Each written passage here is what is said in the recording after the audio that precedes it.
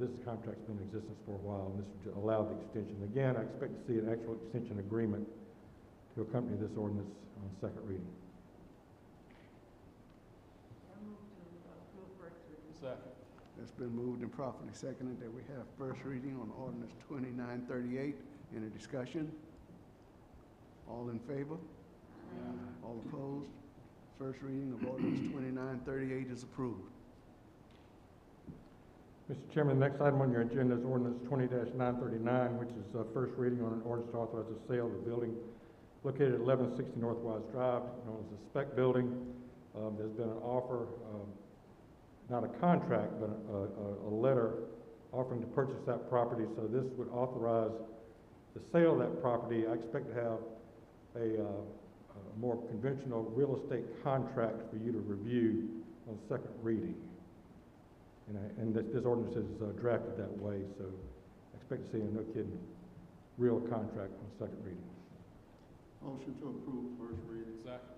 It's been moved and properly seconded that we have first reading on ordinance number 2939. Any discussion? All in favor? Aye. All opposed? First reading of 2939 is approved. Mr. Chairman, the next two items on your agenda are related. These are Project Lisa. First is a resolution that's R-2007. The next is ordinance 20-940, and we'll take them in order. The resolution is a binding commitment of the county to approve a fee in lieu of tax agreement with Project Lisa, which would include an investment of $84 million and create 164 new jobs. The basic terms of the deal are 6% assessment ratio. Millage will adjust every 5 years. It'll be a 30-year deal and a 35% special source revenue credit for 5 years. Glad to take any questions that the council may have. Move for approval. Second. It's been moved and properly seconded. All in favor? Aye. All opposed? Resolution 2007 is approved. Mr. Chairman, ordinance 20-940, as I said, is the first reading on an ordinance to approve the actual fee in lieu of tax agreement, and you have a draft of that agreement before you. It's very close to being finalized as far as the terms are concerned. A few minor details need to be worked out. Nevertheless, this will be first reading on an ordinance to approve the actual fee in lieu of tax agreement with Project Lisa. Got to take any questions? Move for approval. Second. It's been moved and properly seconded. Any discussion? All in favor? Aye. It is approved.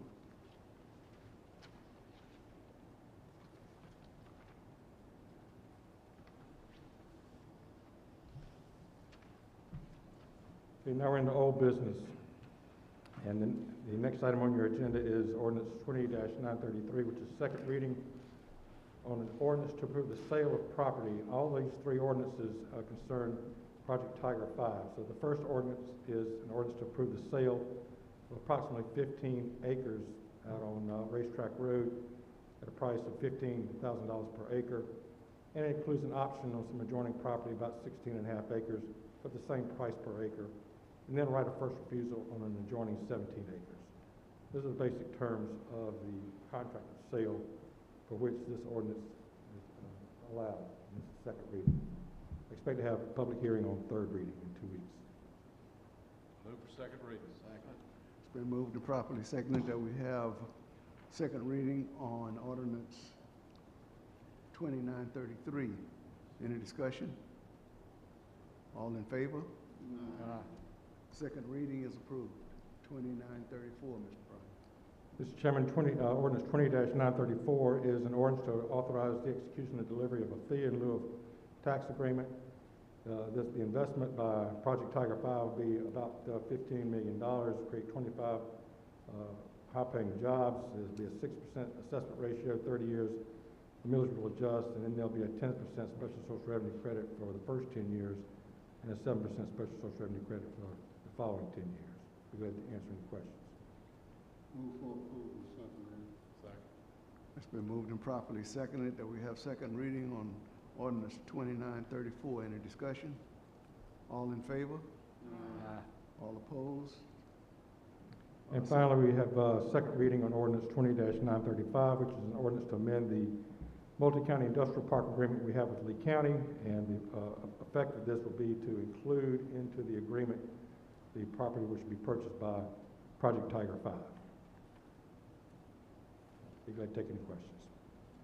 Move for approval. Second. It's been moved and properly seconded that we have second reading on ordinance 2935. Any discussion? All in favor? Aye. All opposed? Second reading of 2935 is approved. Thank you, Mr. Bryan. Come now to committee reports. The Land Use Committee did meet today, Mr. Edens.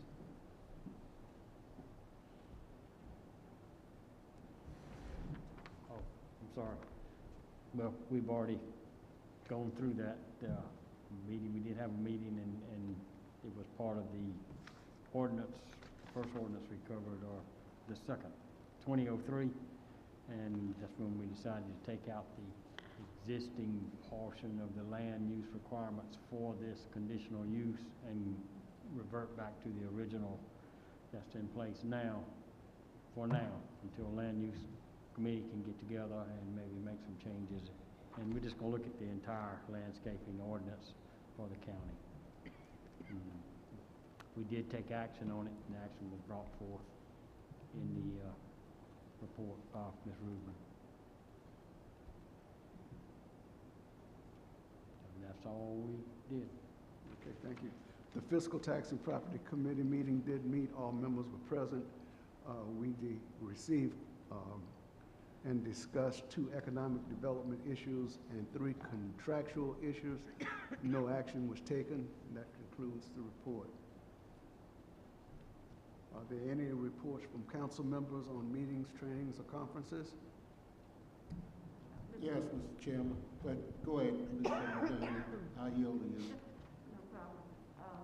Mr. Chair, I do have some talking points and takeaways from our last COG meeting, and it's kind of lengthy, so what I'll do is send it by email to Denise, and so that she can just put it in our packet.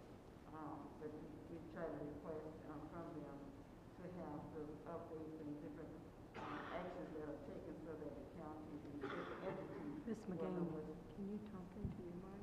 Thank you. Okay. Thank you, I'm sorry.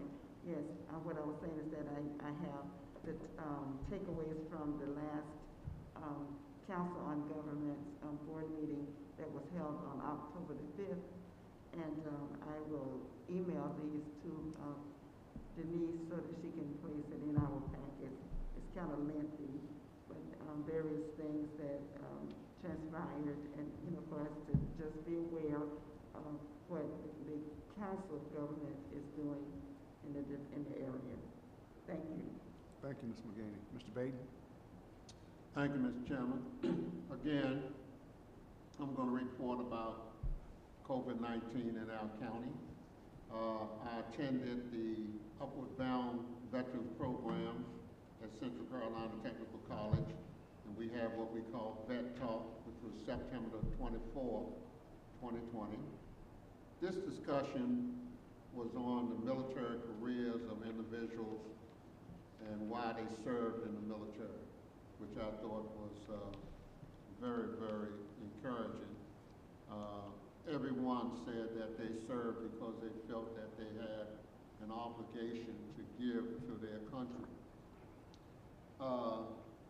As you know, COVID-19 has impacted this county, and it has a disproportionate impact on African Americans and females. I was elated when I read the Sumter item front page on October the 7th when it says Sumter extend mask mandate.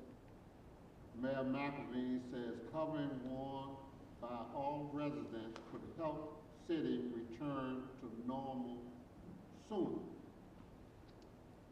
This is something that I've been trying to get this council to approve a mask mandate for the county of Sumter. There are 12 counties that have a mask mandate, as well as about 75 metropolitans. Mask mandates, mask works. As you listen to the news every night, you will see that most of the people, health officials, talk about how mask mandates have reduced the number of positive COVID-19 cases as well as the number of deaths. Most of the Vietnam veterans that attend the Vet Talk have underlying conditions. These conditions consist of age, heart disease, prostate cancer, diabetes, Hodgkin's disease, and Parkinson's disease, and then just a few. There's about 7 more. They go out into the community, and as one veteran said, when I go into a facility in the county and I see people that don't have a mask on, I leave. I'm not going to put my life in danger. Right outside of the city limits on Myrtle Beach Highway, there's a Dollar General. And I usually go into that place, which is right down the street from where I live. But I've noticed that many of the customers who come in there, about half of them, don't wear masks, even though there's a sign on the door that says a mask is required to enter this facility.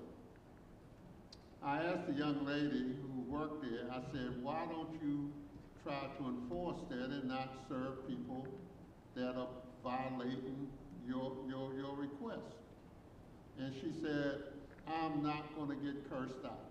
I'm tired of getting cursed out from people telling me that they have a right not to wear a mask and that it is their constitutional rights. So, again, I'm going to encourage this council to pass a mask mandate, because if you care about the safety, the health, welfare, and life of the citizens of Sumter County, if you really care, then you will pass a mask mandate. Members of the city council care about the citizens living in the city, and that is why they passed a mask mandate, and they extended it on October the 6th for another 30 days.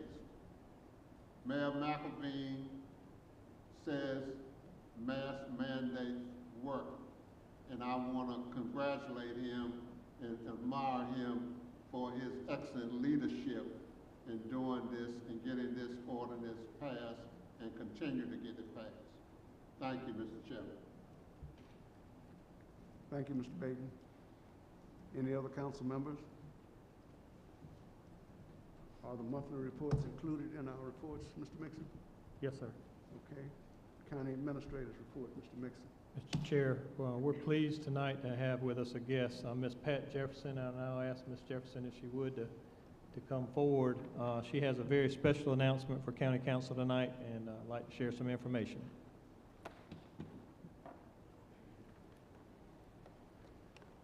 Good afternoon, Chair. Good afternoon, council members. We, the Sumter County Registration and Election Board, wish to announce that Sumter County received a grant for $110,000, $110,796. And of course, we have been given a task to spend this kind of funds. And of course, with Sumter County and the population growing so, we have proceeded to start spending the funds for new ballot marking devices, and they are $3,376 each. We have ordered 2 scanners to get us through this election, and those scanners are over $5,000 each. We set up the satellites. We didn't have in our budget for the paper, the ink, and also for the printers that's out there at the satellite centers. So the funds are being used and used very wisely We have seen influx of absentee voting going on at these satellite centers. We are voting over 1,000 voters per day. In person, we are over 6,000 who have voted in person at these satellite centers. So the grant couldn't come at a better time. Thank you. And thank you for the job that you and your department are doing. From what I can see, things are going smoothly. I think other council members are seeing that as well. So thank you for what you're doing to make our rights to vote count. Thank you so much. Thank you. And Ms. Jefferson, Any questions? no question, but can you hang on? I need to see you for 1 minute. Oh, I'll be here. Okay. Any other questions? No. Thank you, Ms. Jefferson, for the fine job that you always do. Thank you, sir. Thank you, ma'am. Thank We you. appreciate that. I would just add, we're very, very fortunate to have Ms. Jefferson as our voter Absolutely. registration director. Very well respected around the state of South Carolina. She's sir. done us a wonderful job for many, many years, and hopefully we're going to have for many, many more years. That's a conversation for another day, but thank you so much, Pat. Thank you. At this time, I'd also like to go ahead and give a COVID update. For Sumter County, we are up to 3,352 total cases. That's an additional 201 cases since our last council meeting.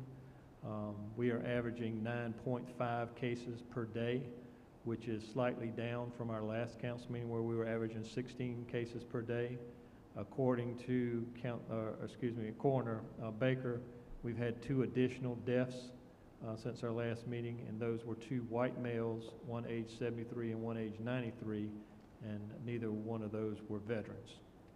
I'd also like to announce that our next council meeting, we are projected to have that at our administration building, so we will be moving back to our new facility. We're excited about that. We encourage council members to come by sometime over the next couple of weeks to kind of get the lay of the land. It is a little bit different, but we are going to do our best to maintain the CDC guidelines as far as spatial separations and masks. We do anticipate there will be some public participation at our next meeting, and we will do our best to accommodate that as well, which may require us to do some staging outside of the room, but we will allow certainly everyone the opportunity who would like to speak during the public hearing to do so. So again, encourage everybody to come by. We have already made that announcement in our media presentations. Because it is a public hearing, we needed to announce that early on. So it's in place, and we should be ready for our next meeting. That's all I have, sir. Thank you.